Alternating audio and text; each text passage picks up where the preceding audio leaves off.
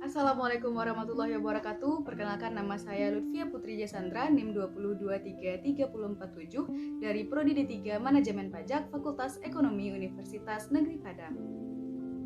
Baiklah, pada kesempatan kali ini kita akan membahas tentang teknologi komunikasi dalam penerangan dan penyuluhan perpajakan di era digital 4.0. Pada zaman dahulu, manusia berkomunikasi menggunakan bahasa isyarat yang mengandung makna tersendiri yang dapat dimengerti satu sama lain. Tetapi pada saat sekarang ini, kita dapat berkomunikasi menggunakan teknologi canggih seperti handphone, laptop yang memungkinkan kita berkomunikasi jarak jauh dengan biaya yang murah. Nah, itu semua disebut dengan teknologi komunikasi. Nah, apa sih yang dimaksud dengan teknologi komunikasi? Teknologi komunikasi adalah peralatan perangkat keras atau yang dalam bahasa Inggris disebut dengan hardware dalam sebuah struktur organisasi yang mengandung nilai-nilai sosial yang memungkinkan setiap individu mengumpulkan, memproses, dan saling tukar-menukar informasi dengan individu-individu yang lainnya. Menurut saya ada 3 kelebihan teknologi komunikasi yang dapat kita rasakan secara langsung. Yang pertama, teknologi komunikasi dapat mempercepat pekerjaan kita yang di awalnya kita harus pergi ke suatu tempat untuk menyelesaikan pekerjaan, sekarang tidak perlu lagi dan pekerjaan dapat terselesaikan pada waktunya. Yang kedua, menghemat biaya. Nah, yang seperti saya contohkan tadi, kita harus pergi ke suatu tempat untuk menyelesaikan pekerjaan dan memakan biaya baik berupa ongkos, makan, dan lain-lainnya.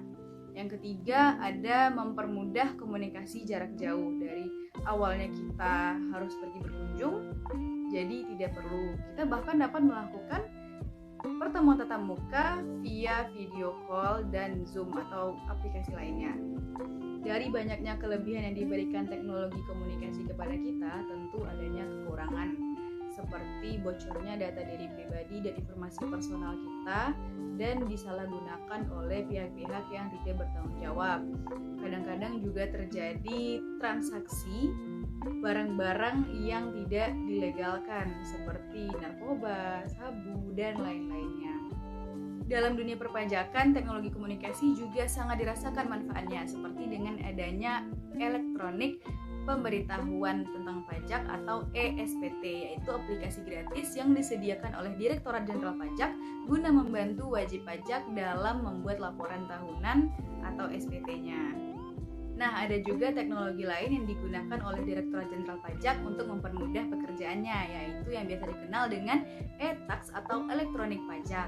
Pelayanan secara online ini dapat dilakukan mulai dari pendaftaran sebagai wajib pajak, membayar pajak, hingga melaporkan pajak. E-tax digunakan untuk melakukan transaksi pembayaran melalui bank, ditujukan untuk wajib pajak yang memiliki usaha dengan sistem digital, diantaranya sektor usaha hiburan, hotel, dan restoran.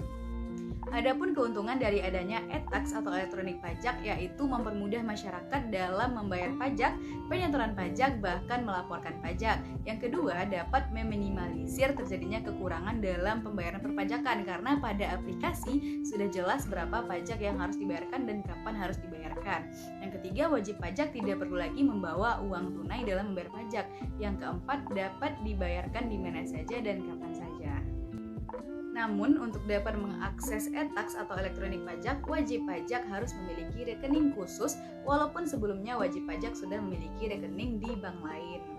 Sekian informasi dari saya yakin informasi yang saya sampaikan berguna bagi kita semua.